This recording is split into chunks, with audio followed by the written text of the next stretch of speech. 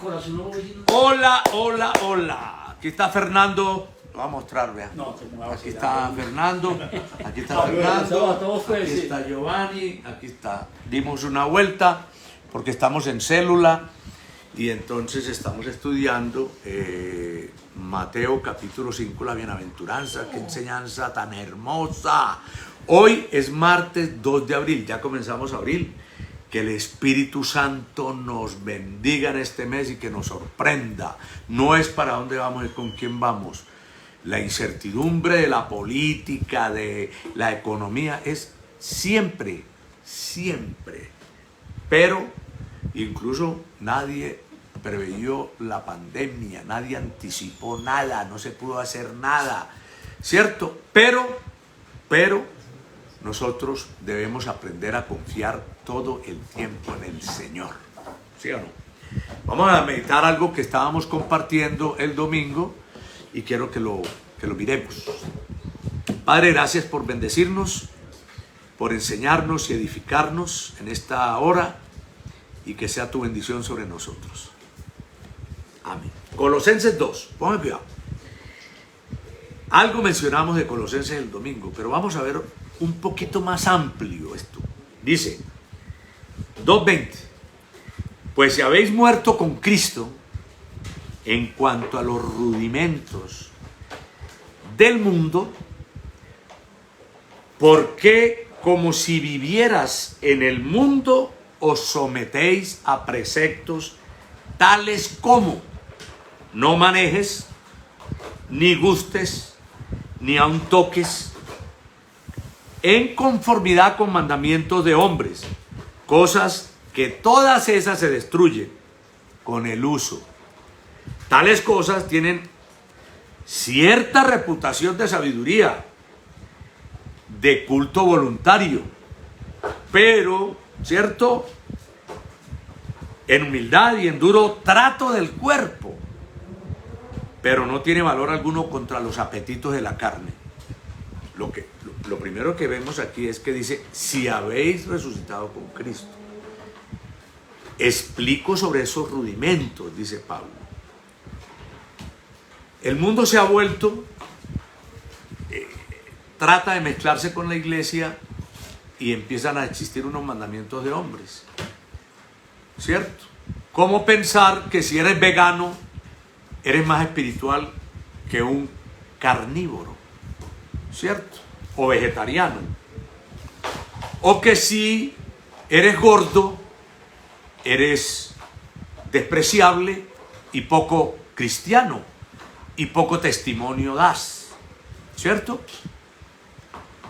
Empezamos a hablar y a inventar cosas que el mundo hace, piensa y vende como si fuera espiritual. Se convierten en mandamientos de hombres, además, ¿cierto? También se puede hablar de la riqueza, que un cristiano que no tenga una buena posición económica es poco espiritual, es que no cree, es que no tiene fe, y hay una cantidad de calificativos, cosas que le han llamado el Evangelio de la Prosperidad. El Evangelio de la Prosperidad quiere decir que todos los cristianos tienen que ser prósperos y tener Ferraris y viajar por el mundo y tener yates y no sé qué. Son rudimentos. Hay tratos del cuerpo y puede que sí, una persona que se abstiene de comer es admirable, ¿sí o no? Pero contra los apetitos de la carne no tienen nada.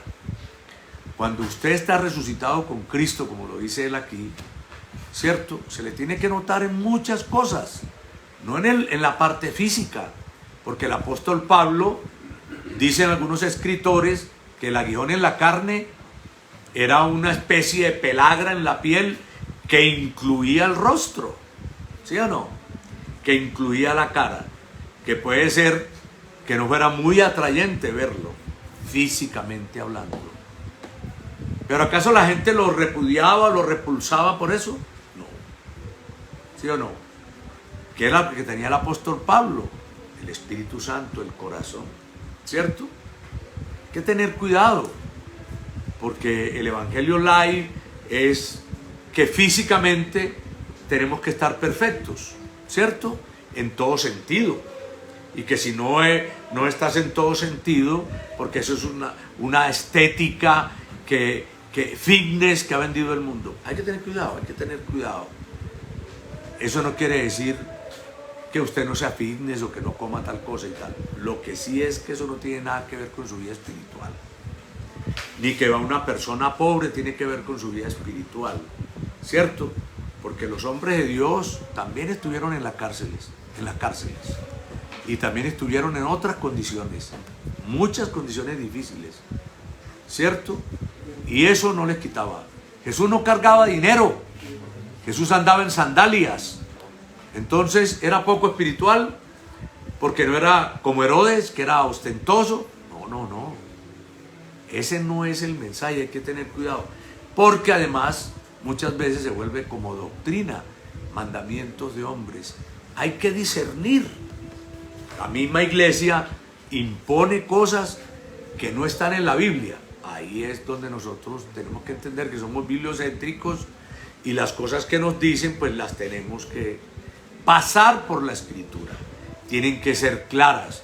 Hay ciertos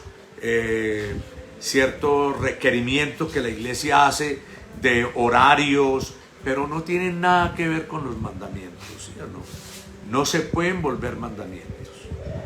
Los mandamientos son los que están en la escritura y lo que nos mandó el Señor, y la vida espiritual es del corazón, es en lo profundo. Y eso incluso es lo que estamos viendo acá, porque estábamos leyendo el de limpio corazón. No tiene que distinguir la persona, no por cómo viste, sino cómo está su corazón. Ni siquiera cómo opina, sino cómo está su corazón. Es fundamental, hay que aprender a ver más allá, mucho más allá de lo que vemos, como nos enseña el Señor. Vamos a orar, que tengamos una semana llena de bendiciones. Padre, gracias, derrama de tu amor sobre nuestros corazones y que nos des discernimiento, sobre todo empezando por nosotros mismos, para que nuestro corazón sea un corazón agradable a ti. Bendícenos y danos descanso en el nombre de Jesús. Amén.